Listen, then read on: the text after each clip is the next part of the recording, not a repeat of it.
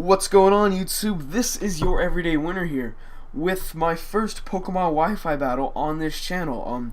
As you can see, I have an awesome layout all around me, wherever that might be.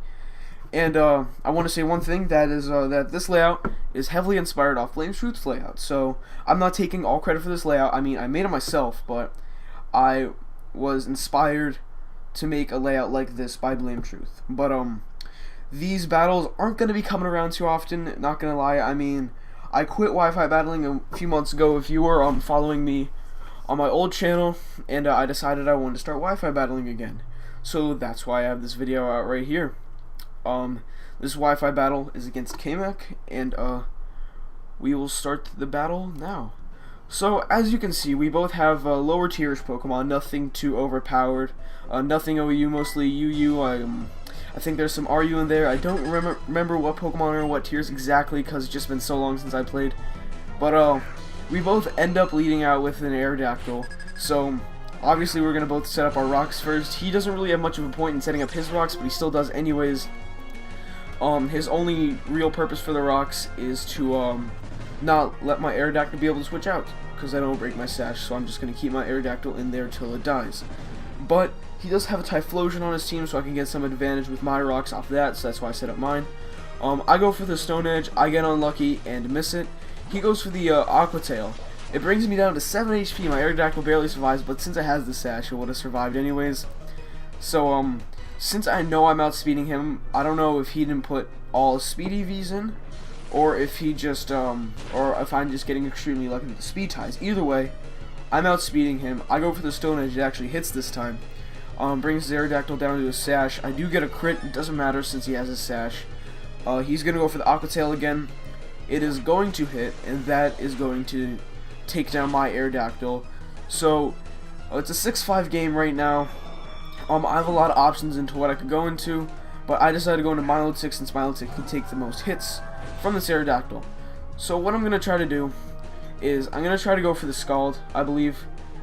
Yes, that's exactly what I do. He goes for the Taunt, expecting me to try to set up something, maybe go for some stat boosts, maybe go for some status inflictions. But I just go straight away for the Scald, since I want this Aerodactyl out of the game.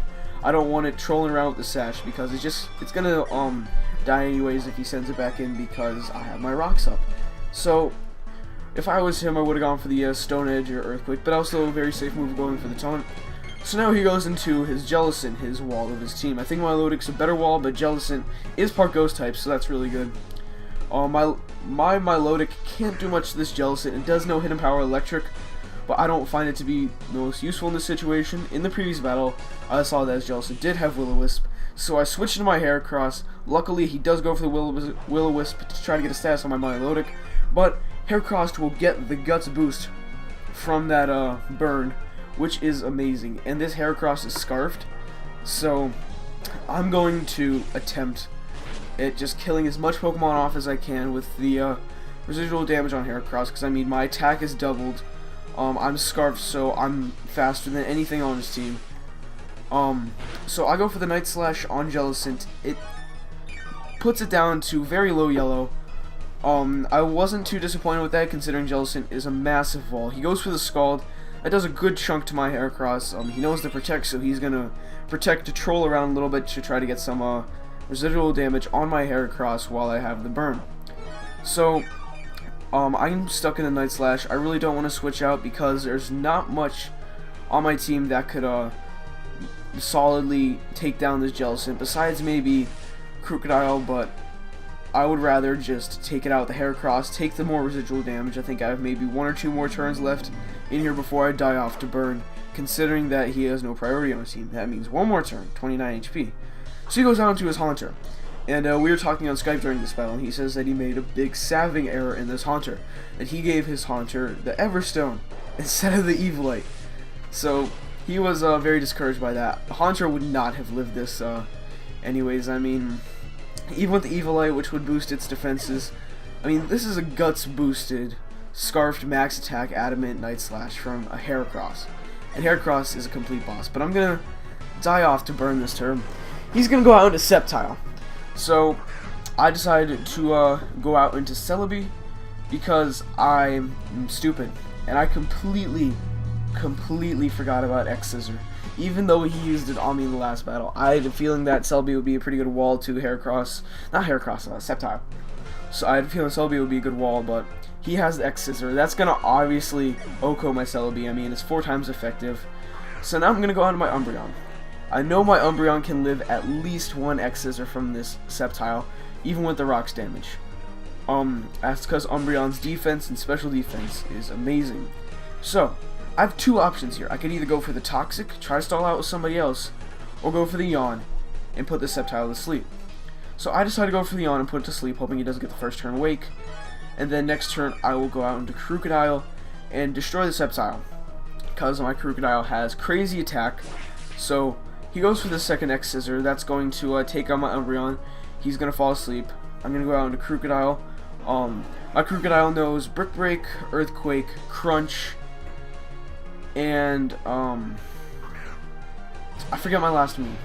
I think it's Stone Edge. I think he knows Stone Edge too. So I decide my best move is to go for Crunch because it is stab. It's not super effective, but Sceptile isn't a defensive Pokemon at all. So Crunch is going to destroy that Sceptile, and my Crocodile is going to get its Moxie Boost plus 1 attack. I don't think he's going to do much more in this battle from what I remember. I forget who he goes out to. He goes out into Typhlosion.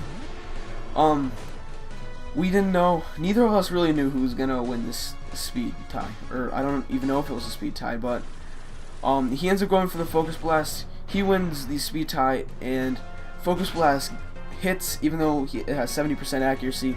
It hits, and that's going to destroy my Crocodile. My Crocodile has no chance of living a Focus Blast from a probably max special attack Typhlosion. I wanted to go for the Earthquake if I won the speed tie. That would have destroyed his Typhlosion. But now, at this point in the game, I believe my Lodic is my last Pokemon. So, he's gonna go for the Toxic, which I find very strange. I never see Toxic on Typhlosion. I mean, he didn't have much chance of living the Scald at all, so if I was him, I would have gone for an attacking move, try to get as much damage on my Milotic, even though I do have Recover, but he doesn't know that at this point in the battle. I'm just saying I would have probably gone for an attacking move. I don't even know his Typhlosion's moveset. I'm assuming he has a fire move in there too, and I don't know his 4th move, but I guess I'll never find out. So, his last Pokemon is his own Crocodile, which my Scald will destroy. So it comes down to if he's going to get lucky with a crit or whatever's going to happen here. So he goes for the Earthquake. He's going to obviously outspeed me. My Milotic tanks that like a boss. And I'm going to go for the Scald, and I hope for the KO. It doesn't quite KO, but I do get the burn. The burn, I'm not sure if that was a game breaker or not. I think with the toxic damage and the Earthquake, he could have killed me. I think I would have gone for a Recover instead, though. Yeah, I would have probably gone for a Recover. So this was a close match. That's a good game to you, K-Mac. Please leave this video a like, as it says on the screen. Tell me if you want to see more Wi-Fi battles, because I'm not going to make these too often, and I want to know if my subscriber base is out there that I have right now will enjoy watching Wi-Fi battles. But until next time, guys, peace out.